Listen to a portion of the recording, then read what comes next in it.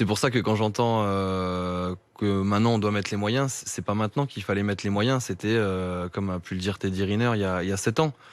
Parce que les champions, ceux qui seront champions en 2024, alors on peut pas dire qui c'est, mais on les connaît déjà, ils existent déjà, et alors on peut les aider, on peut les accompagner, mais on va pas les découvrir comme ça, on va pas les sortir du C'est panier un peu 3 trop ans avant. facile, finalement. Il y a eu cette réception à l'Élysée, vous y étiez, où Emmanuel Macron vous a à la fois félicité et mis quand même la pression, mais d'abord il s'est aussi félicité lui-même, lui et au fond le ministre de l'Éducation Jean-Michel Blanquer, qui ont fait une sorte de satisfecit en se disant bah voilà, on a su nous en France fabriquer des champions, comme si presque vous étiez le résultat de ce que eux ont fait, quoi.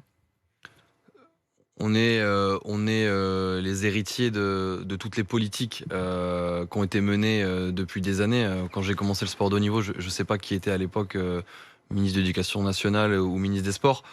Euh, on- le système français en sport collectif fonctionne, mais il faudrait s'appliquer à pas le détruire. Il faudrait s'appliquer à continuer à lui donner des moyens. Il est particulier, c'est pas le système des centres de formation qu'il peut y avoir au football. C'est un système qui est géré par les fédérations. Mais on est en train d'essayer de privatiser les fédérations. On est en train de leur retirer des moyens tout en essayant de dire que c'est pas vrai. Mais il y a un système qui fonctionne pour les sports collectifs. Il faut continuer à l'appliquer. Et en ce qui concerne le PS, il faut leur donner plus de moyens.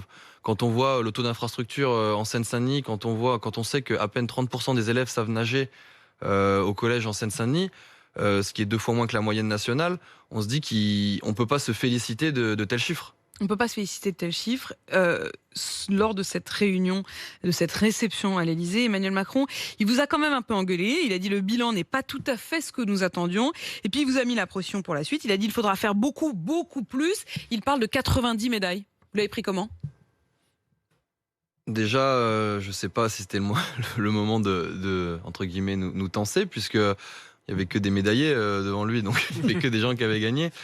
Après, effectivement, mais encore une fois, on peut se fixer des objectifs, on pourrait même dire 150 médailles.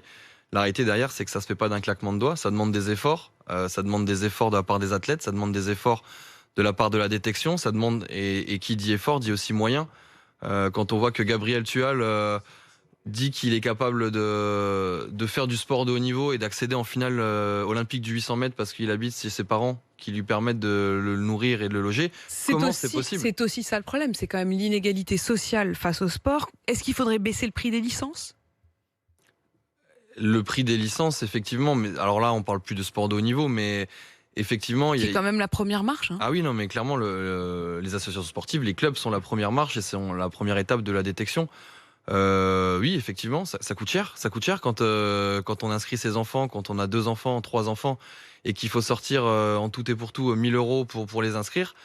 Ça coûte cher. Alors, il y a des aides, il y a des choses qui existent, mais est-ce que c'est pas un peu à dose trop homéopathique?